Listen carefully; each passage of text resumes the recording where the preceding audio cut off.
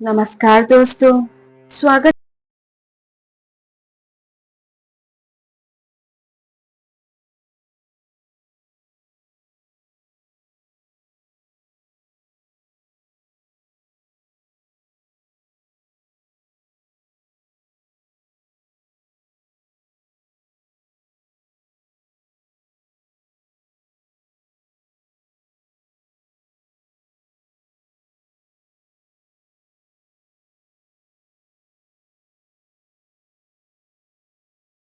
मैंने उन दोनों को कि छोटी मोटी बातें तो घर में होती रहती हैं। झगड़े को जितना खींचा जाए उतना ही बढ़ता जाता है। लेकिन कहाँ सुनते हैं आजकल के बच्चे। कल कोर्ट की हायरिंग है और इसके बाद हमेशा के लिए अलग हो जाएंगे वे दोनों। रंजना जी की बात का जवाब देते हुए उनके पिता बोले, बेटी, 17 साल पहले मैं और तेरी माँ भी ठीक ऐसे ही मानसिक पीड़ा से गुजर रहे थे। जब तुमने अपने पति से अलग होने का मन बना लिया था और उससे तलाक लेने का फैसला कर लिया था, हमने भी तो तुम्हें बहुत समझाने की कोशिश की थी।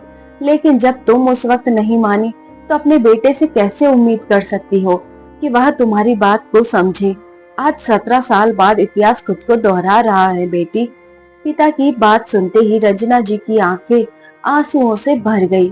तभी उनके पिता बोले, लेकिन बेटी, मुझे लगता है कि ऐसे समय में तुम्हें रोहन के साथ होना चाहिए। आप ठीक कह रहे हैं बाबूजी। मैं कल सुबह ही दिल्ली के लिए रवाना हो जाऊंगी। दरअसल जब रंजना जी का अपने पति सुशांत जी से तलाक हुआ था, उस समय उनका बेटा रोहन 10 साल का था। माँ बाप के अलग होने से रोहन अंदर ही अंदर डिस्टर्ब रहने लगा था। इस बात के लिए वह अपनी माँ से उखड़ा उखड़ा रहता था। तलाक के बाद से रंजना जी अपने बेटे को लेकर मायके में ही रह रही थी। पढ़ाई लिखाई करने के बाद रोहन ने दिल्ली में ही नौकरी ज्वाइन कर ली और वहीं सेटल हो गया। रंजना जी और सुशांत जी को अलग हुए 17 साल बीत चुके थे और 17 साल बाद आज उनके बेटे रोहन की गृहस्थी भी जड़ने की कगार पर थी।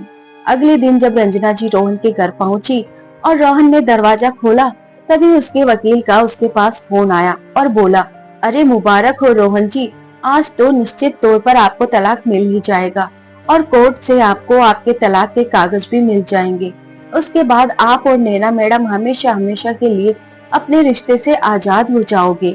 यह बात सुनते ही रोहन का कलेजा धक से रह गया। तभी रंजना जी ने पीछे से उसके कंधे पर हाथ रखा तो अपनी परेशानी वह छिपा न सका और अपनी माँ के गले लगकर फूट फूट कर रो पड़ा। इतने समय से दिल में भरा गुबार आज वह हल्का कर लेना चाहता था।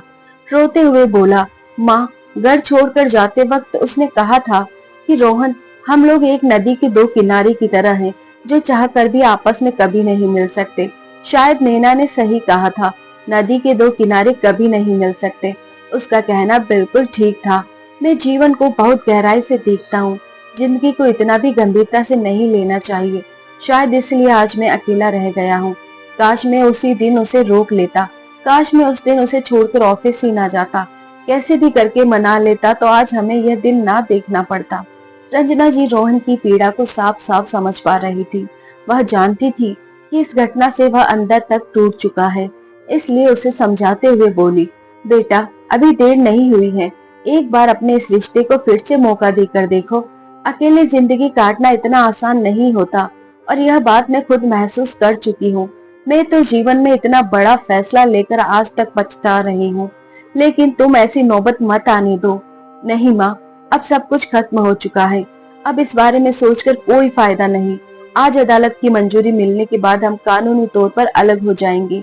थोड़ी देर बाद तैयार होकर रोहन कोर्ट चला गया। अदालत के कार्यवाही से पहले रोहन ने नैना से बात करने की कोशिश भी की, लेकिन उसकी माँ दीवार की तरह उन दोनों के बीच खड़ी मिली।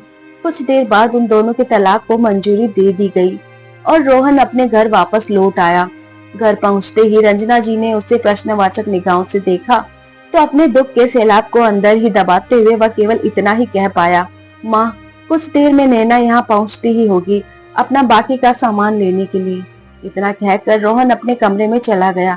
अलमारी खोली तो उसमें नैना की कुछ साड़ियां और कपड़े पड़े थे, जिन्हें रोहन ने नैना की यादों के तौर पर सहेज रखा था। सब देखते हुए उसकी आंखें फिर से भर आई।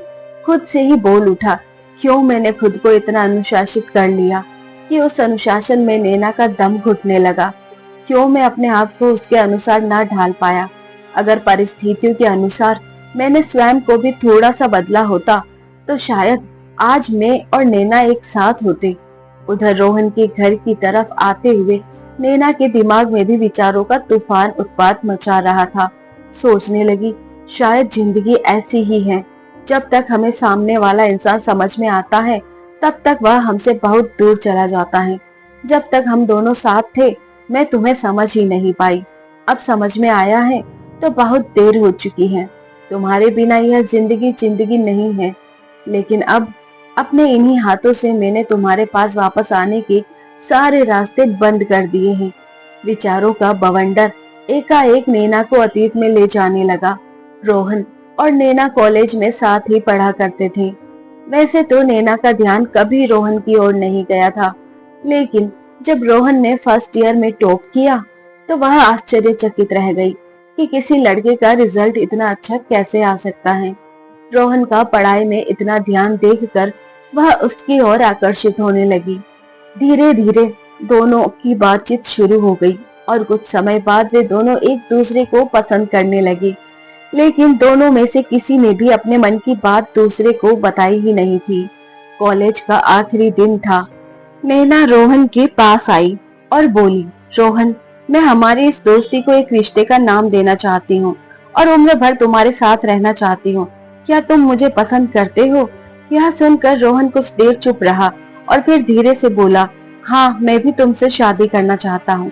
ऐसा कहते हुए उसने नैना के हाथों को अपने हाथ में ले लिया।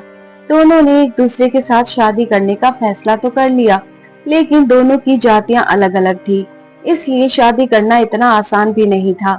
रोहन के परिवार वालों को तो कोई एतराज नहीं था, लेकिन नैना के माता पिता मानने को तैयार ही नहीं थे। उधर नैना भी अपने फैसले पर अड़ गई कि अगर शादी करेंगी तो रोहन से, नहीं तो अपनी जान दे देगी।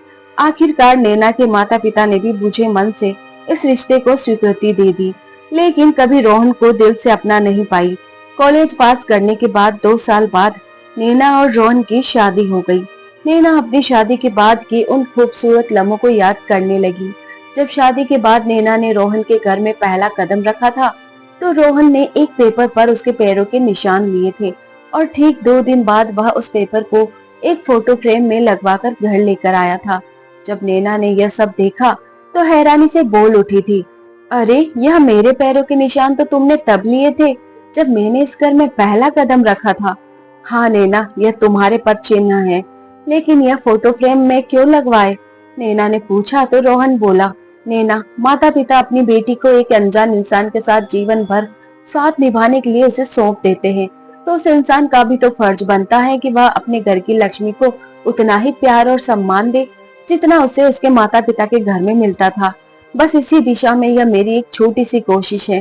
रोहन के यह विचार जानकर हैरान रह गई थी नैना। फिर उसे ख्याल आने लगा कि शादी के बाद कैसे रोहन सुबह सूरज उगने से पहले ही उठकर घर का लगभग सारा काम निपटा देता था और फिर नहा धोकर पूजा पाठ करके नैना को जगाता था। वे सारे दृश्य जैसे किसी चलचित्र की तरह उसकी आंखों के सामने दिखाई देने लगे। सुप्रभात नैना जी, देखिए सुबह हो चुकी है, खिड़कियां खोलते हुए रोहन ने कहा। लेकिन नैना तो जैसे अपनी नींद से निकलना ही नहीं चाहती थी। फिर रोहन ने कहा, उठो नैना, कड़क चाय बनाकर लाया हूँ तुम्हारे लिए। सूरज की किरणों के साथ चाय की चुस्कियों का आनंद लो। तभी नैना बड़ी मुश्किल से नींद के आगोश से बाहर निकली और बोली, good morning my dear husband. लगता है आज भी सुबह सवेरे उठकर आपने अपने सारे काम निपटा लिए। जी हाँ नैना जी, सारे काम हो चुके हैं। योग, प्राणायाम, घर की साफ सफाई, बर्तन, कपड़े सब निपटा दिया है मैंने। हाँ, कपड़े सुखाना बाकी रह गया है। तो नैना बोली, अरे रोहन, क्यों तुम सुबह सुबह अपनी नींद खराब करके अकेले ही इन सब कामों में लगे रहते हो?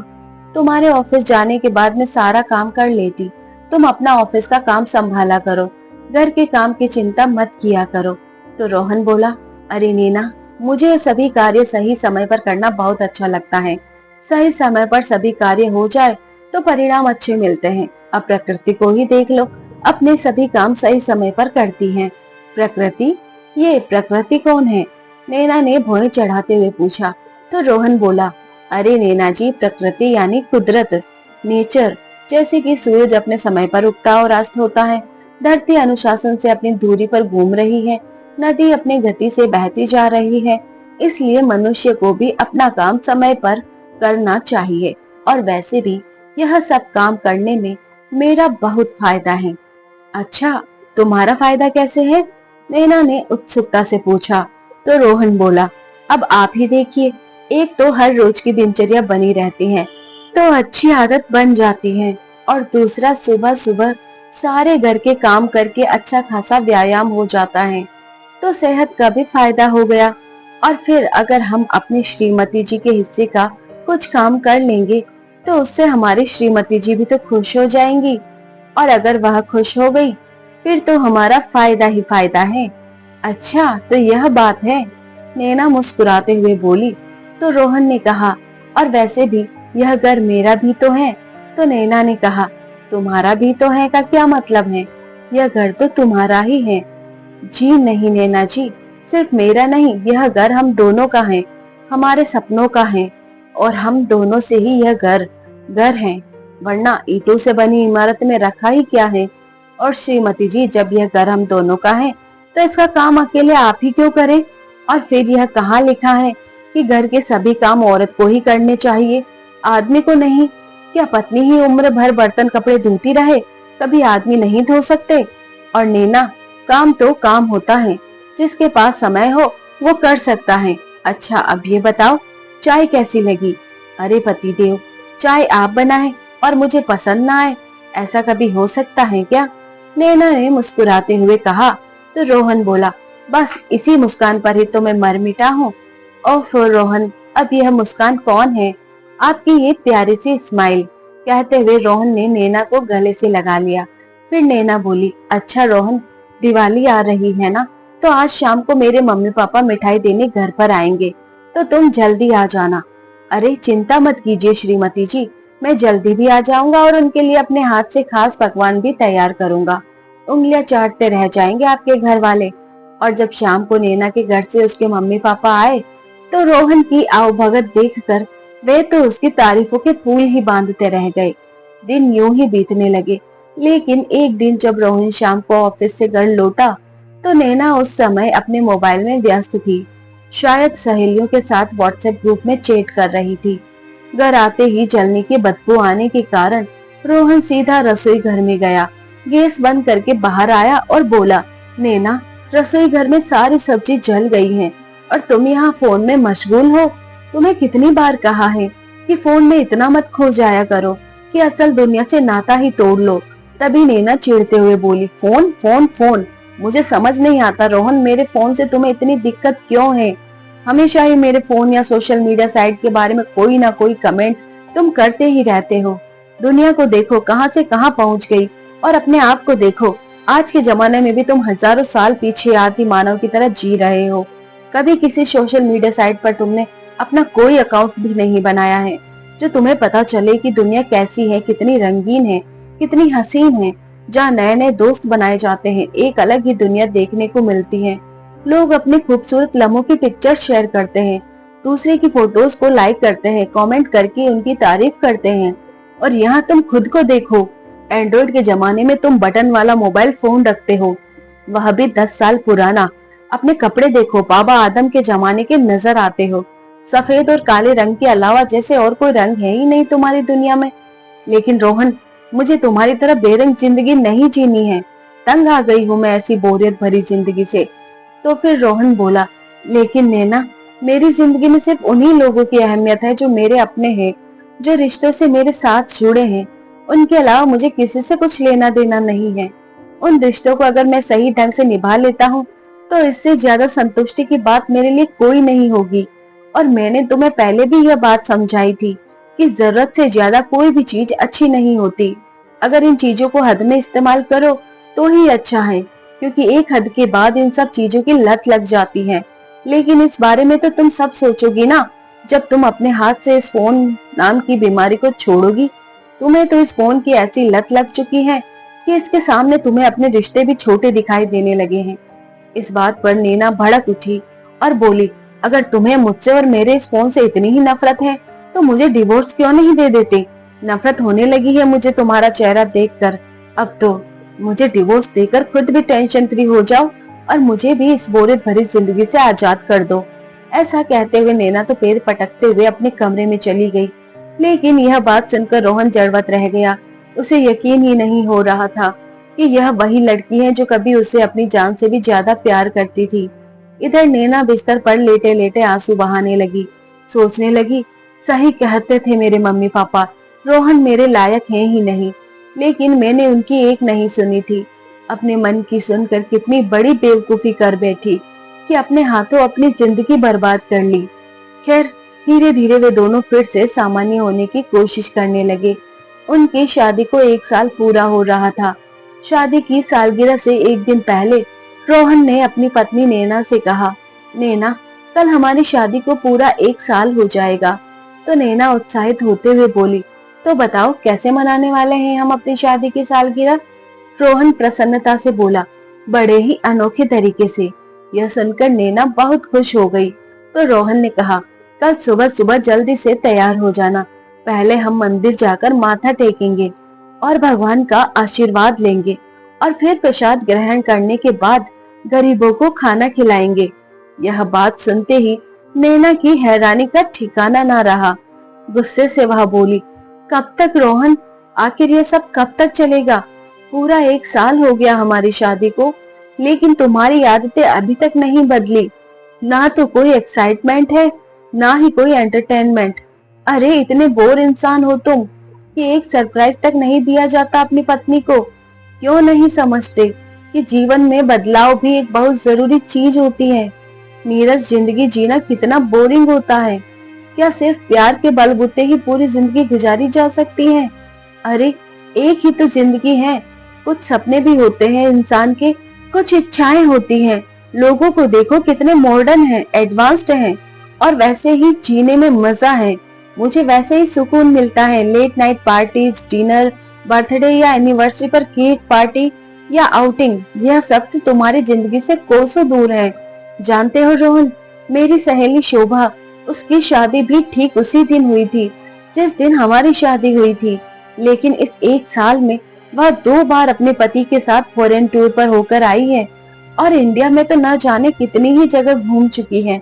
आए दिन candle light dinner, birthday surprise और न जाने कितने ही मौकों पर अपनी खूबसूरत तस्वीरें खींचकर पोस्ट करती हैं। कितने खुश दिखते हैं वह हस्बैंड वाइफ एक दूसरे के साथ। और मेरी दूसरी सहेली निशा, 2 दिन पहले उसका बर्थडे था, तो उसके हस्बैंड ने बर्थडे पर उसे एक शानदार सरप्राइज दिया। कितनी एक्साइटमेंट थी उसके चेहरे पर, कितनी खुश थी वह। बस एक मेरी ही किस्मत फूटी थी। लेकिन यहाँ सुनने वाला कौन है? तुम तो वही हजारों साल पुरानी जिंदगी जी रहे हो, कछुए की चाल की तरह। हर बात में तुम्हारे अपने ही फिलोसॉफी होती है।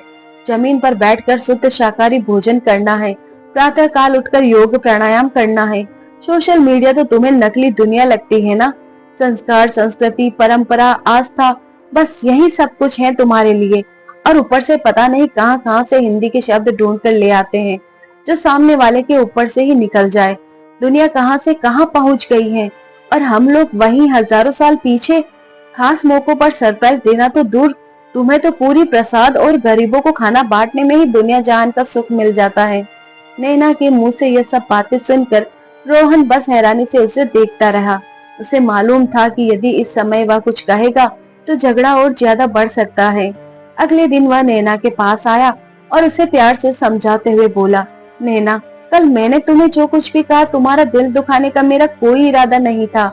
जब मैंने देखा कि दिन रात फोन में व्यस्त रहने के कारण, सोशल मीडिया को जरूरत से ज्यादा इस्तेमाल करने के कारण घर के बाकी कामों की बिल्कुल अनदेखी कर रही थी, मुझसे रहा नहीं गया। तो शायद मेरे मुंह से कुछ ज्यादा ही निकल गया। इन सब के लिए मैं तुमसे माफी मांगता हूँ और आगे से ऐसा कुछ ना हो, इसके लिए मैं तुमसे भी एक गुजारिश करता हूँ कि इस नकली दुनिया से समय रहते ही बाहर आ जाओ। देखो नैना, सोशल मीडिया के जिन दोस्तों के साथ अपनी पोस्ट शेयर करके उनके लाइक्स हासिल करके तुम्हें खुशी होती है, जब सच में तुम्हें जिंदगी में किसी एक भी दोस्त की जरूरत होगी ना, तो मैं दावे के साथ कह सकता हूँ कि इनमें से कोई भी तुम्हारे पास नहीं होगा। कोई नहीं आएगा तुम्हारी मदद करने। तुम्हारे साथ खड़े होंगे तो सिर्फ तुम्हारे अपने, जिनके साथ तुम्हारे रिश्ते जुड़े हैं, जो सच में तुम्हारी फिक्र करते हैं। इसलिए वक्त रहते स्वयं को संभालो अपनी असल दुनिया के बारे में सोचो, अपने रिश्ते के बारे में सोचो। एक बात और कहूंगा नैना, दूर से देखने पर हमें बाकी लोगों की लाइफ बहुत परफेक्ट लगती है। हमें ऐसा लगता है कि कितनी खुशहाल जिंदगी बिता रहे हैं हमारे आसपास, और इस दुनिया के लोग कितने हंसते हुए नजर आते हैं। वह लोग उन तस्वीरों में जो भी वे सोशल मीडिया पर पोस्ट करते हैं। लेकिन नैना, हमें यह भी सोचना चाहिए कि कोई भी इंसान अपने परिवार वालों से झगड़ा करते हुए फोटो खींचकर सोशल मीडिया पर नहीं डालता। जब वह दुखी होता है, उदास होता है, उस पल तस्वीर खींचकर वह सोशल मीडिया पर अपने दोस्तों के साथ साझा नहीं करता। इसलिए यह बात दिमाग से निकाल देनी चाहिए कि सबकी जिंदगी रोमांच और उत्साह से भरपूर है, और हम उनके मुकाबले नीरस जिंदगी जी रहे हैं। लड़ाई झगड़े किस घर में नहीं होते नैना, छोटी मोटी बातें तो हर घर में होती हैं। लेकिन इन बातों को इतना बढ़ा देना कि इंसान अलग होने के बारे में सोचने लगे, डिवोर्स जैसे ऑप्शन के बारे में सोचे, यह तो गलत है ना। जो हुआ वह दोबारा नहीं होगा। अगर हम यह ठान ले तो फिर से हमारी जिंदगी खुशहाल हो जाएगी। यह जिंदगी एक बहुत बड़ी किताब की तरह है। कल जो कुछ भी हमारी जिंदगी में हुआ वह सिर्फ एक पन्ने की तरह था, और यदि किसी किताब का एक पन्ना फट जाता है या खराब हो जाता है तो हम उसके लिए पूरी किताब को तो नहीं फेंक देते ना। इसलिए हमें अपने रिश्ते के साथ भी ऐसा नहीं करना चाहिए। अब मैं ऑफिस चलता हूँ, मुझे देर हो रही है। शाम को आकर मिलते हैं, और मुझे वही पहले जैसी हंसती खिलखिलाती हुई नैना चाहिए। उस समय तो रोहन ऑफिस चला गया, लेकिन शाम को जैसे ही घर लौटा तो देखकर दंग रह गया। नैना अपना बैग पैक कर रही थी। उसे देखते ही रोहन बोला, नैना कहीं जाने की तैयारी है क्या? मायके से तुम्हारी माँ का फोन आया था? चलो अच्छा है, कुछ दिन माँ के साथ बिताओगी तो तुम्हारा मूड भी अच्छा हो जाएगा। तभी नैना बोली, जी नहीं, मैं कुछ दिन के लिए नहीं बल्कि हमेशा हमेशा के लिए जा रही हूँ। अब मैं यहाँ कभी वापस नहीं आऊंगी। नैना की यह बात सुनकर रोहन हैरत में पड़ गया। उसे तो जैसे काटो तो खून नहीं। फिर खुद को संभालते हुए बोला, नैना तुम ही तो कहती हो कि एक ही जिंदगी है, फिर यह भी तो सोचो कि क्या यह जिंदगी हमें लड़ने झगड़ने के लिए मिली है? हम प्यार से, समझदारी से एक साथ रहकर भी तो जी सकते हैं ना। फिर ऐसा माहौल क्यों बनना? देखो नैना, मेरी बात को समझने की कोशिश करो। तभी रोहन की बातों को काटते हुए नैना बोली, बस कुछ नहीं समझना है मुझे। अपने भाषण तुम अपने ही पास रखो। मैं तो सिर्फ इतना जानती हूँ कि जो इंसान मेरी ख्वाहिशों को पूरा नहीं कर सकता, जिसकी नजरों में मेरे सपनों की कोई कदर नहीं है, उस इंसान के साथ रहकर मैं अपनी जिंदगी बर्बाद नहीं कर सकती। ऐसा कहते हुए जैसे ही नैना अपना बैग उठाने लगी तो रोहन बोला, ठीक है नैना, अगर मैं इतना ही बुरा लगता हूँ तुम्हें तो तुम यह घर छोड़कर जा सकती हो। लेकिन एक बात याद रखना, फिर इस घर के दरवाजे हमेशा के लिए तुम्हारे लिए बंद हो जाएंगे। तुम चाह कर भी मेरी जिंदगी में कभी अपनी जगह नहीं बना पाओगी। तो नैना ने गुस्से में कहा, तुम जैसे इंसान की जिंदगी में वापस आना भी कौन चाहता है? यहाँ वापस आने से बेहतर है कि मैं अपनी जिंदगी खत्म कर लूं। ऐसा कहते हुए नैना रोहन का घर छोड़कर हमेशा हमेशा के लिए चली गई। आखिरकार नौबत तलाक तक आ पहुंची। पिछली बातों में खोई नैना अचानक से अपने वर्तमान में आ गई। जब रोहन के घर के बाहर पहुंचकर ड्राइवर ने टैक्सी को ब्रेक लगाई, जैसे ही दरवाजे पर पहुंचकर नैना ने बेल बजाई तो उसकी नजर घर की नेम प्लेट पर पड़ी, जहां लिखा था नैना और रोहन का आशियाना। देखते ही उसकी आंखें भर आई। बेल बजने पर रंजना जी ने दरवाजा खोला तो नैना ने उनके पैर छुए। हमेशा की तरह सदा सुहागन रहो का आशीर्वाद उन्होंने अनायास ही दे दिया। तो नैना हैरानी से उनकी ओर देखने लगी। उसी समय नैना का मोबाइल बज उठा। हाँ माँ, मैं पहुंच गई हूँ, बुझे मन से नैना ने कहा। तो दूसरी ओर से आवाज आई, ज्यादा देर वहां रुकने की जरूरत नहीं है, अपना सामान उठाओ और निकलती बनो वहां से। ठीक है मम्मी, ऐसा कहकर उसने फोन रख दिया। अंदर आई तो जैसे यादों का सैलाब उसकी राह देख रहा था। उसके हाथों से सजा वह आशियाना अब तक बिल्कुल वैसा का वैसा ही था। सामने दीवार पर दुल्हन के रूप में सजी नैना की एक खूबसूरत सी तस्वीर लगी थी, जो आज उससे पूछ रही थी, क्यों नैना, कर ली अपने सपनों की उड़ान पूरी, जिसके लिए तुमने अपने रोहन को छोड़ दिया था? फिर उसकी नजर अपने उन पद चिन्हों पर पड़ी जिन्हें रोहन ने बड़े प्यार से फोटो फ्रेम करवा कर दीवार पर लगाया था। फिर उसे दिखाई दी अपनी और रोहन की वह तस्वीर जिसमें वह दोनों एक दूसरे के हाथों में हाथ डाले बेहद खुश नजर आ रहे थे। अचानक उसे ऐसा लगा जैसे इस घर की एक एक चीज चीख चीख कर उसके सिर्फ एक ही सवाल कर रही है, क्यों उजाड़ दिया तुमने अपना बसा बसाया घर। सहसा उसकी आंखों से आंसू बहने लगे। अपने आंसू को पोंछते हुए वह कमरे में पहुंची तो देखा सामने रोहन खड़ा था। नैना के हाथ में कोर्ट के कागज देखते ही रोहन मन ही मन उससे बोला, नैना, भले ही इस कागज में लिखी गई सारी चीजें तुम यहाँ से ले जाओ, लेकिन हम दोनों के बीच जो सबसे जरूरी चीज थी वह तो इस कागज में भी नहीं लिखी। क्या इतना जरूरी था यह कागज का टुकड़ा? फिर थोड़ी देर के सन्नाटे के बाद स्वयं को सामान्य दिखाता हुआ रोहन बोला, कैसी हो तुम? मैं ठीक हूँ, तुम बताओ, तुम कैसे हो? नैना ने पूछा तो रोहन अभी कुछ कहने ही लगा था कि इतने में नैना के मोबाइल पर उसकी सहेली का कॉल आया। फोन कॉल सुनते ही नैना के पैरों तले जमीन खिसक गई। क्या? ऐसा नहीं हो सकता, कहते हुए नैना रोने लगी। नैना के रोने की आवाज सुनकर रंजना जी भी अपने कमरे से बाहर आई। उधर रोहन भी घबरा गया कि आखिर बात क्या है। तो नैना ने रोते हुए कहा, रोहन, मेरी सहेली शोभा ने सुसाइड करने की कोशिश की। इस समय वह अस्पताल में एडमिट है, मुझे अभी उससे मिलने जाना होगा। कहते हुए जैसे ही नैना बाहर जाने लगी तभी रोहन बोला, रुको नैना, मैं भी आता हूँ तुम्हारे साथ। नैना रोहन के साथ स्कूटर पर बैठकर अपनी सहेली से मिलने अस्पताल पहुंची। शोभा, आखिर तूने ऐसा कदम क्यों उठाया? और यह सब करने से पहले अपने परिवार वालों के बारे में भी नहीं सोचा? अपने पति के बारे में भी नहीं सोचा कि वह तेरे बिना कैसे जिएगा? तो शोभा बोली, अरे उसी ने तो मजबूर किया मुझे यह कदम उठाने को। यह सुनते ही नैना आश्चर्यचकित रह गई और फिर बोली, लेकिन ऐसा कैसे हो सकता है? तुम तो एक दूसरे के साथ बहुत खुश थे ना? तो शोभा फीकी सी मुस्कान के साथ बोली, अरे कैसी खुशी यार, एक औरत को चाहे जितने ही ऐशो आराम क्यों न मिल जाए, लेकिन अगर उसे पति का प्यार ही ना मिले तो क्या फायदा ऐसी जिंदगी जीने का। उन्हें तो कोई और ही लड़की पसंद है, फिर मैं जीकर क्या करूं? सारी सच्चाई जानकर नैना की आंखें फटी की फटी रह गई। वह स्वयं को संभाल नहीं पा रही थी। एकाएक उसे अपने और रोहन के रिश्ते का ख्याल आया। उस इंसान ने तो सिर्फ और सिर्फ उससे ही प्यार किया था, कभी अपने प्यार में कमी नहीं आने दी थी। उसकी हर जरूरत पूरी करने की भरपूर कोशिश की थी। फिर उन दोनों का रिश्ता आखिर क्यों टूट गया? थोड़ी देर बाद नैना और रोहन अस्पताल से बाहर आए तो रोहन ने पूछा, कहाँ जाना है नैना? अगर तुम ठीक महसूस नहीं कर रही तो मैं तुम्हें तुम्हारे घर छोड़ देता हूँ, अपना सामान तुम कल ले लेना। तो नैना बोली, नहीं रोहन, तुम्हारे घर चलते हैं। एक बार मैं वापस चली गई तो फिर कभी नहीं आ सकूंगी। रास्ते भर नैना के दिमाग में विचारों का तूफान चलता रहा। सोचने लगी, ठीक ही तो कहता था रोहन कि जो लोग सोशल मीडिया पर खुश नजर आते हैं, जरूरत तो नहीं कि वह असल जिंदगी में भी खुश हो। हम उन्हें देखकर अपनी तुलना उन लोगों से करने लग जाते हैं और चाहते हैं कि हम भी वैसी ही जिंदगी जिए। और इसी जद्दोजहद में जो हमारे पास होता है, हम उसका भी महत्व नहीं समझ पाते।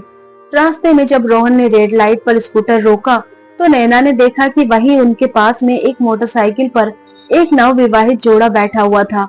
पति के पीछे बैठी पत्नी अपने पति को कसकर थामे हुए थी। चेहरे पर एक मुस्कुराहट थी, एक सुकून था, मानो उसके साथ रहकर वह पूर्ण रूप से सुरक्षित महसूस कर रही थी। देखते हुए नैना सोचने लगी कि कितना मधुर होता है ऐसे इंसान का साथ जो हमसे बेहद प्यार करता हो। कितना बड़ा संबल होता है वह प्यार, जिसे पाकर एक औरत अपनी संपूर्ण पीड़ाओं को भूल बैठती है। कभी मैं भी तो रोहन के साथ ऐसी सुकून भरी जिंदगी जी रही थी। तभी अपने हाथ में कोर्ट के कागज देखते हुए वह मन ही मन बोल उठी, इस कागज के टुकड़े ने मुझसे सिर्फ मेरे प्यार को ही नहीं छीना, बल्कि मेरी हर खुशी, हर त्योहार को हमेशा के लिए छीन लिया। उन खूबसूरत पलों को छीन लिया जो कभी हम लोगों ने एक साथ जिए थे। थोड़ी देर बाद वे लोग घर पहुंचे तो रोहन बोला, तुम कमरे से अपना सामान ले लो नैना। और जैसे ही रोहन रंजना जी के पास उनके कमरे में जाने लगा तो नैना बोली, रोहन, मुझे तुमसे कुछ बात करनी है। रोहन ने नैना की ओर देखा तो नैना की आंखों से आंसू बह रहे थे। उसे ऐसे देखकर रोहन सहसा बोला, तुम ठीक तो हो ना नैना? यहाँ बैठो, कहो क्या कहना चाहती हो? रोहन ने पूछा, लेकिन नैना चाहते हुए भी कुछ बोल नहीं पा रही थी। उसका दिल बैठा जा रहा था, वह सुन सी पड़ती जा रही थी। थोड़ी देर की चुप्पी के बाद रोहन ने कहा, नैना एक बात पूछूं? इतने महीने हम एक दूसरे से अलग रहे, क्या तुम्हें एक पल के लिए भी ऐसा महसूस नहीं हुआ कि तुम्हें मुझसे बात करनी चाहिए? एक बार मुझे कॉल तो कर लेती। क्या इतना कमजोर रिश्ता था हम दोनों का? कहते कहते रोहन की आवाज कांपने लगी तो नैना रूंधे स्वर में बोली, सच कहूं तो इस घर से जाने का फैसला लेकर मैंने अपने ही पैरों पर कुल्हाड़ी मार ली। मैं तुमसे थोड़ी सी नाराज क्या हुई कि मैंने दूसरों को हम दोनों के रिश्तों के बीच में आने की इजाजत दे दी। मेरे अपने ही लोगों ने मेरे गुस्से को नफरत में कब बदल दिया मुझे पता ही नहीं चला, और जब इस बात का एहसास हुआ तब तक मैं कोर्ट के पेपर पर साइन कर चुकी थी। मेरे अपनों ने मुझे तुमसे इस कदर दूर कर दिया कि फिर कभी तुम्हारे पास लौट कर ना आ सकी। लेकिन इन सब में गलती तो मेरी ही थी जो उन्हें वह मौका दिया। रोहन, आज सब कुछ कर गुजरने के बाद आज मुझे एहसास हो रहा है कि जैसे सब कुछ छूट रहा है। डाइवोर्स होने के साथ जैसे मेरी जिंदगी ही मुझसे दूर जा रही है। आज मुझे समझ में आया कि जो मेरी सबसे ज्यादा परवाह करता था मैंने उसी की कद्र नहीं की। जो बातें तुमने मुझे समझाने के लिए कही थी वह बातें उस समय मुझे गलत लग रही थी, लेकिन धीरे धीरे दुनियादारी की समझ आने के साथ साथ वह सारी बातें मेरी समझ में आ चुकी हैं। आज के दौर में रिश्ते टूटने का सबसे बड़ा कारण यही है कि हम अपने संस्कारों से दूर होते जा रहे हैं, अपनी मर्जी से जीना चाहते हैं। सोशल मीडिया और एप्लीकेशंस के इस जमाने में हम दिन भर इतनी साइट्स पर विजिट करते हैं कि हमें अपनों के पास बैठने का टाइम ही नहीं है। अपने रिश्तों को हम पूरी तरह दरकिनार कर चुके हैं। लेकिन रोहन, इन बातों को समझने में मैंने शायद बहुत देर कर दी। कहते हुए नैना फपक कर रो पड़ी, फिर कुछ शांत होते हुए बोली, लेकिन रोहन, तुम भी तो मुझे फोन कर सकते थे ना। एक बार मुझे मनाने की कोशिश तो की होती, या फिर मुझे लेने ही आ जाते। तो रोहन बोला, सोचा तो बहुत बार, लेकिन शायद अहम की दीवारें भावनाओं से कहीं ज्यादा मजबूत हो चुकी थी। अगर घमंड को एक तरफ रखकर मैंने हालत को सही करने की कोशिश की होती तो हमारा रिश्ता टूटने से बच जाता। कहते कहते रोहन की आंखें भी भर आई तो नैना रोहन के सामने घुटनों के बल बैठ गई और बोली, मुझसे बहुत बड़ी गलती हो गई रोहन। क्या तुम अपने दिल में फिर से मेरे लिए जगह बना सकते हो? वह जगह तो अभी तुम्हारी ही है नैना। तुम भले ही शारीरिक तौर पर यह घर छोड़कर चली गई थी, लेकिन तुम्हारे जाने के बाद एक दिन भी ऐसा नहीं गया जब मैं तुम्हारी याद में नहीं रोया। वापस आ जाओ नैना, मुझे तुम्हारी जरूरत है। यह देखकर नैना के मुंह से तो जैसे ही शब्द उच्चारित नहीं हो पा रहे थे, एक झटके में ही उसने कोर्ट के पेपर्स फाड़ दिए। तभी नैना के फोन की बेल बजी। हेलो बेटी, तू अभी तक घर क्यों नहीं आई? कहाँ रह गई? माँ, मैं तो कब से घर पहुंच चुकी हूँ, लेकिन आपके घर नहीं, अपने और रोहन के घर, और अब से यही मेरा घर है। कहते हुए नैना ने फोन काट दिया। उसका सिर रोहन के सीने से सट गया। रोहन ने उसे बाहों में भर लिया। भावनाओं के सारे बांध एक साथ टूट गए और दोनों ओर से आंसू बहने लगे। थोड़ी देर बाद रोहन और नैना को पता चला कि रंजना जी घर पर नहीं है। उन्होंने सारी तरफ देखा लेकिन माँ कहीं नहीं मिली। रोहन ने माँ को कई बार फोन लगाया लेकिन फोन भी नहीं लग रहा था। करीब 1 घंटे बाद उसके पास रंजना जी का फोन आया। माँ, आप कहाँ हैं? हमें बिना बताए कैसे चली गई? ऐसे भी कोई करता है क्या? तो दूसरी ओर से उसकी माँ की आवाज आई, बेटा, यूं तो बच्चे अपने माँ बाप से बहुत कुछ सीखते हैं, लेकिन आज मुझे अपने बच्चों से सीखने को मिला। मैं तुम्हारे पापा के घर पर हूँ। आज से मैं और तेरे पापा एक साथ रहेंगे। तो दोस्तों, पति पत्नी में प्यार और तकरार एक ही सिक्के के दो पहलू हैं। जरा सी बात पर कोई ऐसा फैसला नहीं लेना चाहिए कि जिंदगी भर अफसोस हो। तो दोस्तों, ये थी हमारी आज की कहानी। उम्मीद करती हूँ पसंद आई होगी। ऐसी ही और कहानियां सुनने के लिए बने रहिए हमारे साथ। अपना प्यार और सपोर्ट बनाए रखिए। वीडियो को लाइक और शेयर करना ना भूलिए। अपने दोस्तों और फैमिली को जरूर ये कहानी सुनाइए और कमेंट करके बताइए कि आप ये कहानी कहाँ कहाँ से सुन रहे हैं। धन्यवाद।